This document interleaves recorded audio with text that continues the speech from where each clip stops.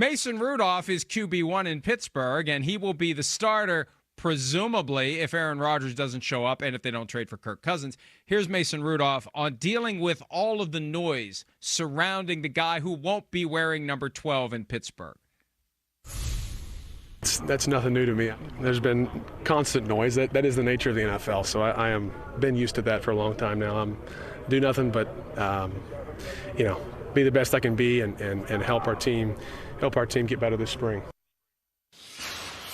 Damn, Mason Rudolph, time traveling from 1972 to appear with reporters yesterday. He's Good got that mustache Lord. we were talking about last Reynolds. week. Right. Burt Reynolds. Damn, Tom Selleck. He's looking like Magnum P.I. right there. Stick this in your trophy case. Well done. He always says the right things. As much as I sit here, right, and go, I don't want Mason Rudolph to be the starting quarterback of the Pittsburgh Steelers, and I'm serious about that. I want the Steelers to do good. I got a little history with Mike Tomlin. I root for them.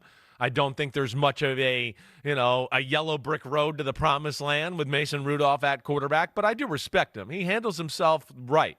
He's tough. He plays the game the right way. He does the things the right way. He answers questions like that the right way, and that's why organizations like having him around. But he's just not the guy you want to be your starting quarterback. That's all I'm going back to there.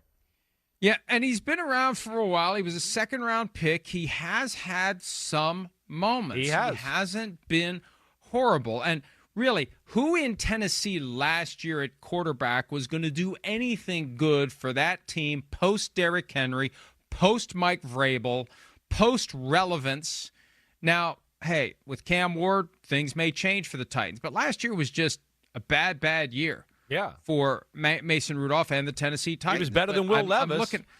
I'm looking at this record, and I know that the people out there who say wins don't count as stats for quarterbacks. I'm looking at 3-0 as a starter in the 2023 regular season after they soft benched Kenny Pickett. And they did want Mason Rudolph back until he asked for $5 million a year, and they're like, "Oh, we don't want you back that badly." And now he's back after his foray with the Titans. And yeah, they clearly want Aaron Rodgers, but I believe that they would be, I don't know, the content is the right word. They would be resigned to it. They would accept it. They understand, even though they didn't have Arthur Smith as the offensive coordinator when Mason Rudolph was 3-0 late in the regular season. That's their safety school as they try to get into Cal. That's basically what they're doing. And they'll stick with Mason Rudolph if they have to. They'll go to California University of Pennsylvania if they don't get into University of California at Berkeley. All due respect to University of California at Pennsylvania. Yeah, I mean, good call there. I like that, too. That was one of those schools, right, like back in the day where like they came up in the NCAA tournament and you're like, what? Where the hell is this school from? What? I don't get it. Hold on. Explain this to me. But I think you're saying it right. I think they have confidence that they can win and be tough, and he knows how to take care of the ball, and he knows the style of play in which a Mike Tomlin wants to play with his team when need be. And I think, they go, okay, we can make do with that. They might be able to get to the playoffs with that. They might.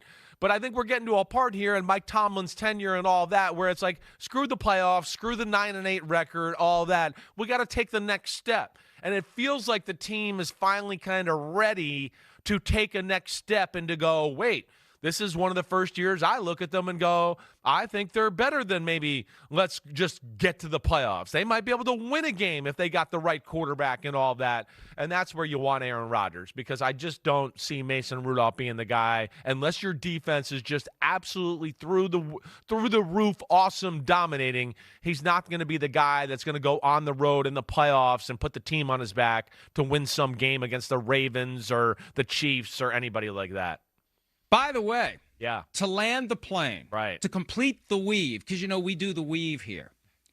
The Steelers practiced training camp from 1958 through 1960 at the educational institution previously known as California State Teachers College. It is now known as California University of Pennsylvania. What California University at Pennsylvania? What's the... why? How the hell did that get there? I don't know. And it's not far from here. It's like down the road from Pittsburgh, like a half hour. And I just accepted that California, okay, there's a California State University in Pittsburgh. I have no idea why and all right, where. We'll figure that out, all right? Get during to the bottom break. of that. We'll give you a full update as to how California annexed a small piece of Pennsylvania and put a university there. Hi, it's Mike Florio. Thanks for watching PFT on YouTube. Hit subscribe for the latest news and analysis from Pro Football Talk.